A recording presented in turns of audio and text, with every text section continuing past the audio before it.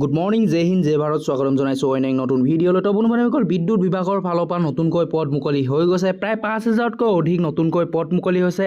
Apply process বৰ্তমান সময়ত চলি আছে। অৰ্হতা আপোনাৰ 10 পাছ 12 পাছ বিচৰা হৈছে। ইয়াতে আপোনালোকে কোনো ধৰণৰ দৌৰিব নালাগে, ফিজিকেল দিব নালাগে।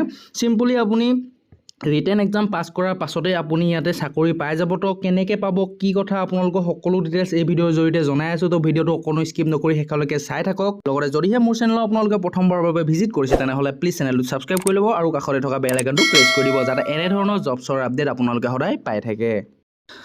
তো বন্ধুবান্ধৱীসকল, মই আছোঁ বৰ্তমান অফিচিয়েল ৱেবছাইট লিংকত, আৰু ইয়াতে আপোনালোকে দেখিবলৈ পাইছে APDCL recruitment 2024 5,000 plus vacancy eligibility criteria application. তো বন্ধুবান্ধৱীসকল, ইয়াতে আপোনালোকৰ কোৱা হৈছে যে APDCL recruitment 2024 APDCL limited has release the vacancy notification of the post off assistant account officer and others. তো বন্ধুবান্ধৱীসকল, একাউণ্ট অফিচাৰৰ ফালৰ পৰা পদ মুকলি হৈছে, লগতে আৰু বহুখিনি 4th গ্ৰেডৰো চাকৰি মুকলি হৈছে। প্ৰায় 5,000তকৈ অধিক নতুনকৈ পদ মুকলি হৈছে। তো ইয়াতে কোৱা হৈছে যে organisation name APDCL Assam power distribution company limited. লগতে ভেকেঞ্চি নাম্বাৰ আছে আপোনালোকৰ মোৰ দেন 5,000।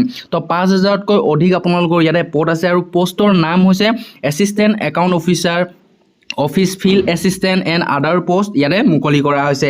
ইয়াতে আপোনালোকৰ এপ্লিকেশ্যন যিহেতু ডেটটো বৰ্তমান ৰিলিজ কৰা নাই, আৰু ইয়াৰে যিটো অফিচিয়েল ৱেবছাইট সেইটো ইয়াতে দিয়া হৈছে, আৰু মই ভিডিঅ' ডিছক্ৰিপশ্যনতো লিংকত দি দিম।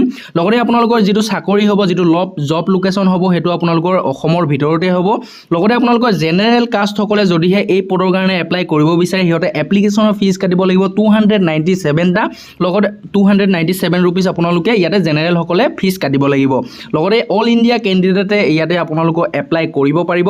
লগতে আপোনালোকৰ APDCL ৰিক্ৰুইটমেণ্ট 2024 এলিজিবিলিটি ৰিক্ৰুইটমেণ্ট আপোনালোকৰ ইয়াতে কোৱা হৈছে the application who want to work the APDCL limited company in the Assam state should check their eligibility needed for applying for the post. তো পোষ্ট নেম এছিষ্টেণ্ট একাউণ্ট অফিচাৰৰ কাৰণে যিটো short ফৰ্মত AAO বুলি কোৱা হয়। এডুকেশ্যন কোৱালিফিকেশ্যন ইয়াতে আপোনালোকৰ বিচৰা হৈছে the এপ্লিকেট who have passed to graduate degree from the approved college school and apply for the AAO post। তো যদিহে আপোনালোকে গ্ৰেজুৱেট পাছ হয় বা আপোনালোকে ডিগ্ৰী কৰি থৈছে, তেনেহ'লে এই পদৰ কাৰণে আপোনালোকে এপ্লাই কৰিব পাৰিব। ইয়াতে এজ লিমিট দিয়া হৈছে 21 বছৰৰ পৰা 38 বছৰ।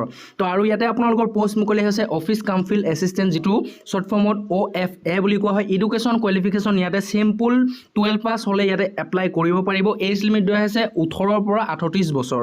লগতে আপোনালোকৰ লাইট ভেহিকেল ড্ৰাইভাৰ, যিটো LVD বুলি কোৱা হয়, ইয়াতে আপোনালোকৰ পষ্ট মুকলি কৰা হৈছে। প্ৰায় বহুখিনি পষ্ট মুকলি হৈছে। ইয়াতে আপোনালোকে যদিহে এপ্লাই কৰিব বিচাৰে, আপোনালোকে 12 পাছ হ'ব লাগিব। লগতে আপোনালোকৰ LMV বা আপোনালোকৰ 4 হুইলাৰৰ এটা ড্ৰাইভিং লাইচেঞ্চ আপোনালোকৰ থাকিব লাগিব, আৰু 3 বছৰৰ এক্সপিৰিয়েঞ্চ থাকিব লাগিব। মানে আপোনালোকৰ যিখন ড্ৰাইভিং লাইচেঞ্চ 3 বছৰ হ'ব লাগিব।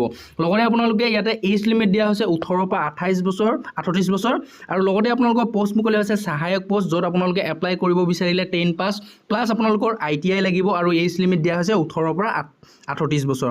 যদিহে আপোনালোকে এই পদৰ কাৰণে এলিজিবল হয় বা ইণ্টাৰেষ্টেড হয়, তেনেহ'লে এই পদত আপোনালোকে এপ্লাই কৰিব পাৰিব। যদিহে এপ্লাই কৰিব বিচাৰে, আপোনালোকে ভিডিঅ'ৰ ডিছক্ৰিপশ্যনত লিংক পাই যাব, তাতে গৈ আপোনালোকে চেক আউট কৰিব পাৰিব। তো বন্ধুবান্ধৱীসকল, যদিহে আপোনালোকে ভিডিঅ'টো চাই ভাল পাইছে বা আপোনালোকৰ কাৰণে অকণো হেল্পফুল আছে, তেনেহ'লে বন্ধুবৰ্গৰ সৈতে শ্বেয়াৰ কৰিব, যাতে সকলোৱে গম পায় যে APDCL ফালৰ পৰা প্ৰায় 5,000তকৈ অধিক নতুন পদ মুকলি হ'ব। তো বন্ধুবান্ধৱীসকল, আজিৰ কাৰণে ইমানেই। জয় হিন্দ জয় ভাৰত জয় অসম।